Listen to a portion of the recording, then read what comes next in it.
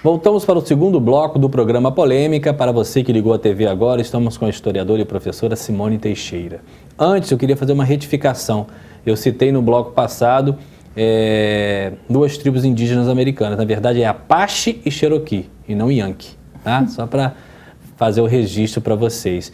E a historiadora que eu estou tentando lembrar desde o bloco passado, que eu já esqueci de novo, a minha amiga vai me ajudar. Silvia Paz. Silvia Paz, que fez um programa maravilhoso com a gente aqui, a gente manda um grande abraço para ela.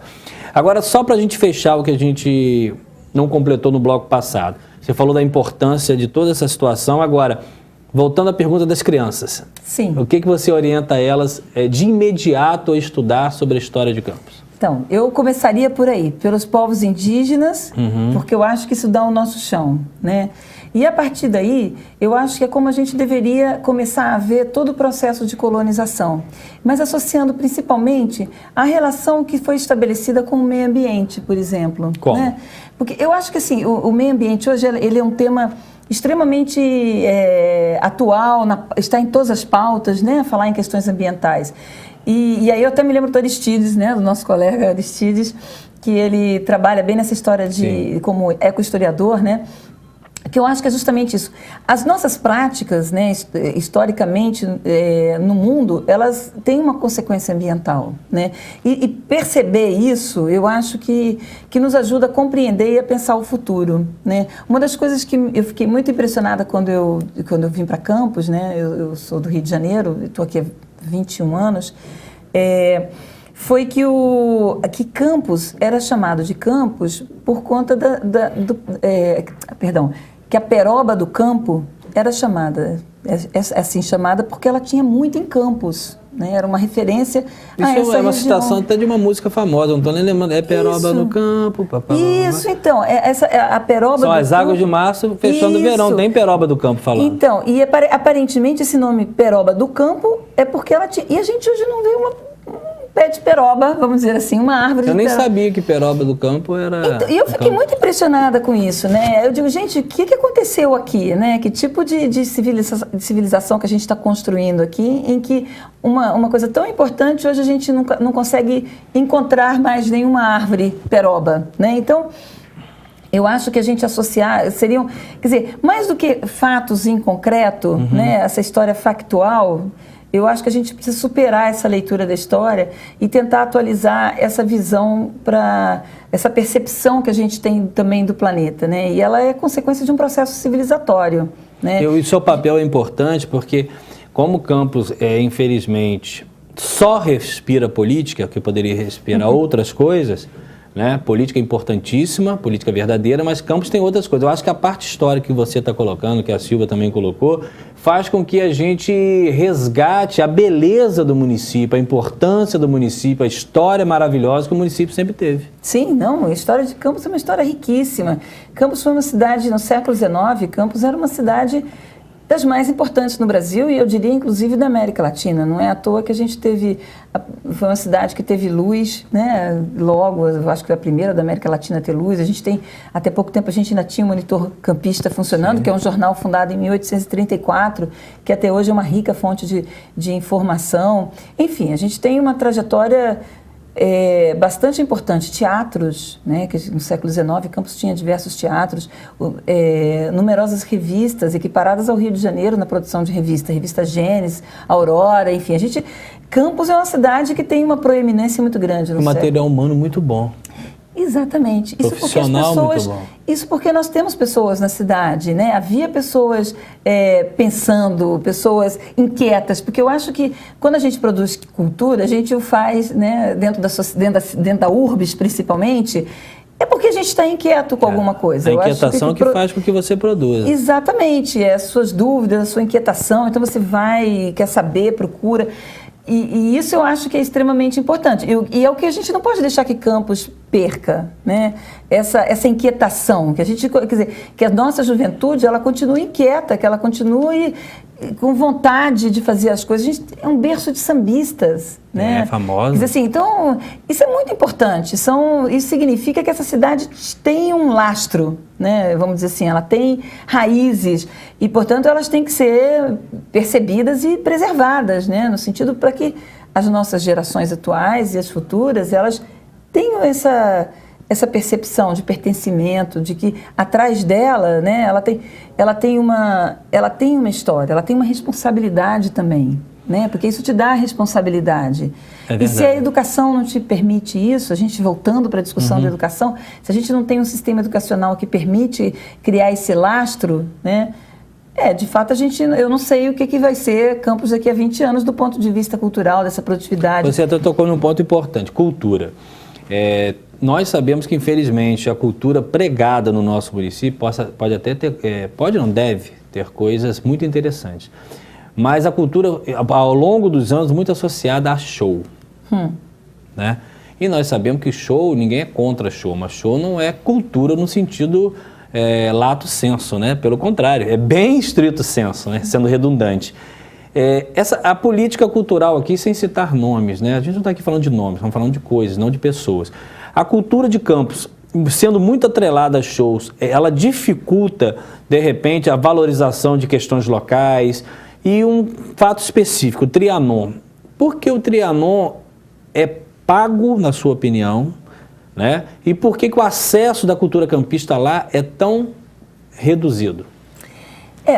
Tudo na sua opinião, no campo do seu pensamento. Não, então, são muitas coisas que eu vejo aí, né? Primeiro, assim, essa chamada que a gente diz que é política de evento, né? Essa política de cultura em que ela visa mais os shows, eu acho que, na verdade, o que ela faz é escamotear uma realidade, né? Assim, porque Campos não deixou de ter pessoas produzindo cultura, no sentido de produtor cultural, de ter pessoas que cantam, que produzem música, que produz, né? Ela não deixou, mas você, em vez de investir nisso, você investe no que vem de fora e você não tem o compromisso. Então, acho que essa é o grande problema da gente ter essa cultura mais de evento do que propriamente de investimento. Eu não sou contra que a gente traga pessoas de fora tampouco, acho que não é essa bem a discussão. Eu acho que o ideal, inclusive, seria o que a gente traz, né? E quando a gente traz, o que essa pessoa também vai deixar pra gente. Você está entendendo? O legado que ele deixa em termos cultural, de informação. Quando é um show que eu vou lá, vejo, vou me embora para casa, não deixa nada. Mas a gente pode criar estruturas em que essa pessoa vem e pode oferecer uma oficina, pode ter um trabalho agregado. Exatamente, uma atividade no âmbito da cultura que ela também favoreça, porque os nossos produtores culturais, os nossos artistas, eles também têm ansiedades, no sentido de conhecer o outro, de saber como é que ele faz. O Fernando Rossi, por exemplo, faz um trabalho desse muito bom. E você está lembrando muito, acho que aquele programa da Globo News, acho que é Retratos, é um programa que faz isso, que você chama o ator, é como se fosse uma oficina, depois confirme para mim se o nome do programa é Retratos. Senta e exatamente faz o que você fala. Além dele ser o que ele é, ele deixa uma mensagem, explica a parte da dramaturgia, como é que você faz, isso, como é que é o cenário, passa informações culturais. Você pode fazer uma simples reunião entre essa pessoa que vem de fora e os atores da cidade.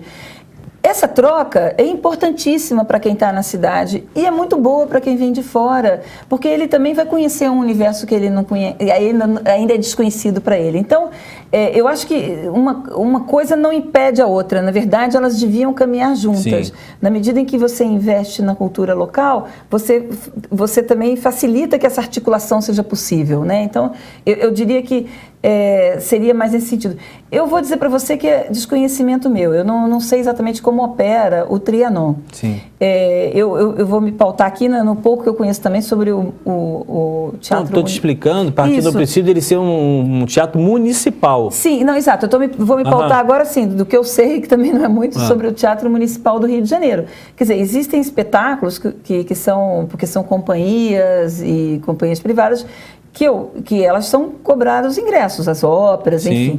Mas o teatro, ele tem uma promoção de espetáculos para a comunidade. Tem dias, tem os dias, tem as ocasiões, tem os eventos em que o Teatro Municipal do Rio de Janeiro, ele oferece espetáculos gratuitamente para a população, né? Eu não sei, faz tempo que eu não moro no Rio, apesar de ser de lá, não sei como se dá, eu tenho a impressão que deve, o mecanismo de distribuição, eu acredito que essas distribuições de senha, né?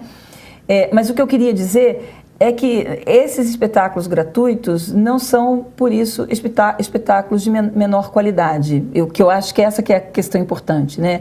Isso é, eu acho que a municipalidade, quando ela oferecer alguma coisa gratuitamente, que pode não ser nem no Trianon, né? Ela pode se dar na Praça São Salvador. O governo do último prefeito tinha o Domingo na Praça, né? Com vários shows. Mas que tem que ser coisas de qualidade, né? E não precisa ser só show. Existem tantas atividades culturais que podem ser desenvolvidas.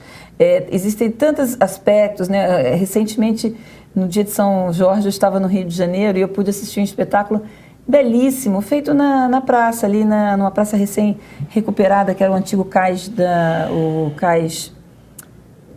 Gamboa ali, agora me escapou o nome, mas enfim, que é uma área que era os antigos cais de Porto do Rio de Janeiro. Então você tem uma parte que foi recuperada que fica uma área arqueológica e tem uma esplanada, e onde esse grupo se apresentou, que foi belíssimo, as pessoas na rua, então assim, e era um espetáculo, eu diria até num âmbito mais alternativo, mas certamente com o apoio da prefeitura, claro, que está fazendo isso. Então assim, eu acho que para além das portas do Trianon, existem muitas práticas que a gente pode fazer, né, com essa, no âmbito da cultura, que poderia ser um pouquinho mais, porque eu acho que isso está dentro do papel, assim como é papel a educação, a cultura também é um papel do poder público, né? E um espetáculo de show, por exemplo, na verdade, ele só dá dinheiro ao empresário, ao músico. As partes interessadas. Exatamente, né? Então a gente precisa de promover justamente uma cultura mais pública, eu diria. Eu queria aproveitar essa oportunidade de você estar aqui.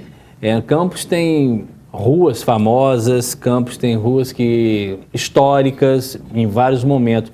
Conta pra gente um ou dois causos, vamos botar assim, da cidade de Campos que seja merecedora de registro. Ai, meu causa Deus. histórico. Assim, de pronto, ui. Vou te ajudar. Tem um que dizem, que eu não sei se é verdade, por que a Rua João Pessoa, eu acho que é João Pessoa, que é chamada de Rua das Cabeças? Ai, olha, eu já ouvi uma história, porque tinha alguma coisa de uma forca, alguma coisa dessa, né? Isso. Eu já ouvi também sobre isso. Me lembro, agora você está me lembrando, ó, me lembro, por exemplo, por isso que o programa não tem pauta, a gente tem que... você está me lembrando de outra, que foi até a Silvia que me contou, que eu acho que era a Rua Fofa, que a Rua Fofa, se eu não me engano, é a rua onde está o Palácio do Barão de Pirapitinga, que é o Hotel Amazonas. Sim. Né? Que aparentemente era uma rua que ela era era fofa, literalmente, era de barro, alguma coisa assim, né, de terra, que ela era chamada assim. É o que eu estou me lembrando também. Tinha a Rua das Cabeças, estou tentando lembrar de mais alguma. Daqui a pouco você lembra e volta. A história também das igrejas de Campos também são histórias muito bonitas. E eu acho que pouca gente sabe que existem padres enterrados dentro da igreja de São Salvador. Tem algum motivo específico para isso? Então, antigamente, né, numa época que, sei lá, tinha uma percepção um pouco diferente da sanidade, né, em geral os padres eram enterrados dentro da igreja, assim como membros de famílias ricas da cidade. Era na igreja também, dentro da igreja, né, a gente tem essa... isso é uma prática que já tinha desde a Europa, né, muitas igrejas europeias você encontra túmulos de reis, por exemplo, né, de famílias, de condes, enfim... Em Campos, será que temos isso também? Pessoas famosas que não sejam padres enterrados, será?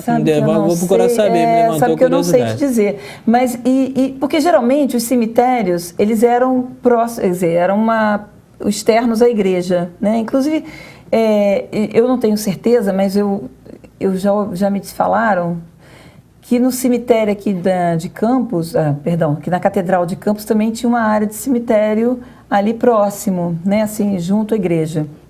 Mas eu nunca vi nenhuma imagem, nem nenhuma... não saberia dizer ao correto se isso é uma informação assim absolutamente certa, né? Mas é muito fácil quando a gente vai para as cidades mineiras, cidades coloniais, a gente sempre vê a igreja com seu cemitério do lado, né? Mas depois de um certo tempo, foi justamente, isso ficou terminantemente proibido, porque por questões de sanidade, né? Enterrar os mortos dentro da igreja pareceu uma coisa que não era bom para a saúde das pessoas, portanto, eles começaram a ser também enterrados nesses cemitérios na área externa da igreja, né? E posteriormente os cemitérios deixaram de ser também os cemitérios ao lado da igreja para irem a lugares mais distantes. Justamente para, em tese, proteger a população. Exatamente.